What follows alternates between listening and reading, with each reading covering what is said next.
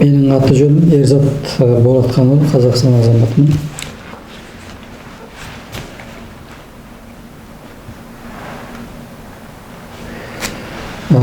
Бауырым Бекзат Болатханұлы туралы 1985 жылы туған, Қытай Халық Республикасының азаматы. Шинжаң Іле Қазақ автономиялы облысы, Төбежін ауданы, Желағаш ауылының тұрғыны. 2017 жылы 4 айда Қытай сақшылары еш себепсіз ұстаған. Әкемде міне одан бері 3 жылға таяды. Еш кездестер, бүгінге дейін кездестірмей отыр.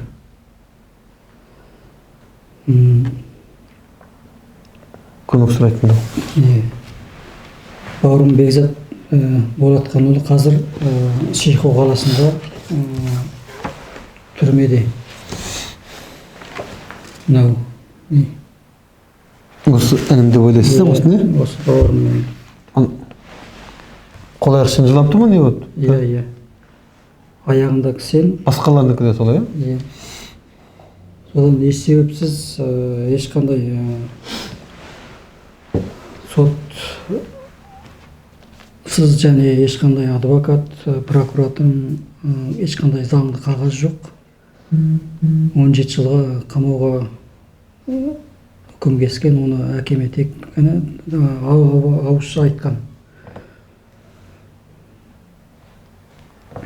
Және әкем ай сайын осы бауырымның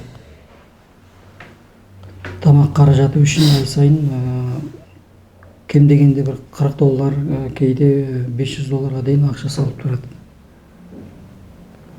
Бауырым Бекзат Болатханұлы түрмеде ауырып қалған. Оны үйдегілер дәрілер апарып берген.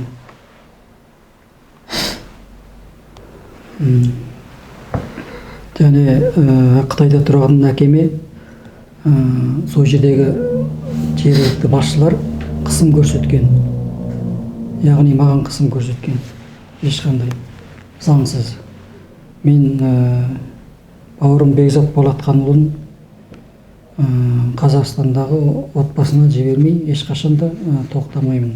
Мен халықаралық адам құқықтары қорғау ұйымдарынан, ең алдымен президентіміз Қасым-Жомарт Тоқаевтан және сыртқы істер министрлігінен, Еуропа парламентінен, Еуропадағы адам құқықтар қорғау ұйымдарынан, дүниежүзілік адам құқықтар қорғау ұйымдарынан және басқа да адам құқықтар қорғау ұйымдарының барлығынан бауырым Бекзат Болатханұлына көмек сұрайтын боламын. Жаңағы не дегенде телефон алшы, назарымды бөліп жатыр. Дауысын бөлеміз. Жаңа бір сөзді айтқанын түсінбей қалдым. Ініңіздің отбасы осында ма? Мен саған. Өткен екеуміздің немеміз бір ғой, Hello. This gentleman's full name is Erzat Bolatxanoglu. Was born October 23, 1982. He is a citizen of Kazakhstan. He is here because he said his brother. His brother's name is Berzat Bolatxanoglu. He is a citizen of China. Here's his Chinese ID card number, and he is residing at Jelagash Township in Derbyshire County in Ile Kazakh Autonomous Prefecture, Xinjiang, China.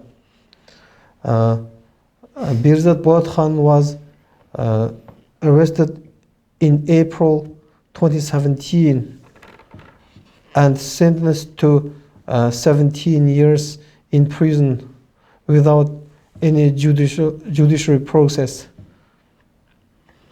Қандай бұл жала жапқанда не деп жала жапты? Ешқандай сол әкеме ондай түсінік бермеген, тек ауызша ғана. And they didn't give after his sentence. They didn't give any explanation in written form.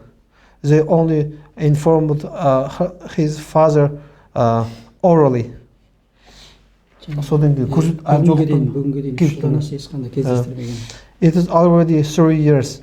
The Chinese police never allowed to his father or relatives meet him.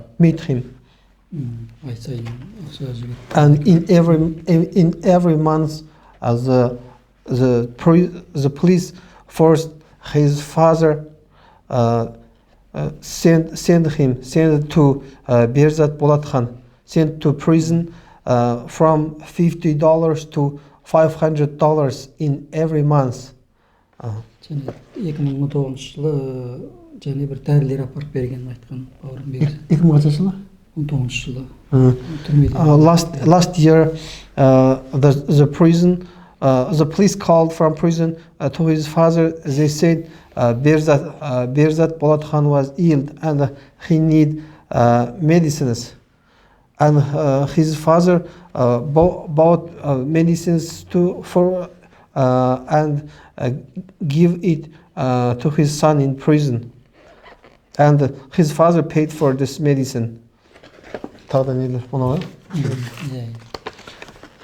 These pictures he found in internet. There's a dozen of people here. All their hands and feet are chained. This is maybe, he said, this is his brother, Berzat Bolatxanullah.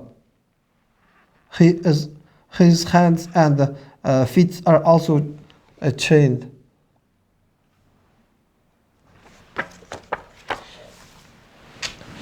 Now he asks help from the President of Kazakhstan, Mr. Kassym-Jomart Tokayev, and from the foreign ministers of Kazakhstan, and from the international human rights organizations, from European Union, and from European Parliament, can help his brother Berzat Bolatxan released from a Chinese prison, and help his brother migrate to Kazakhstan.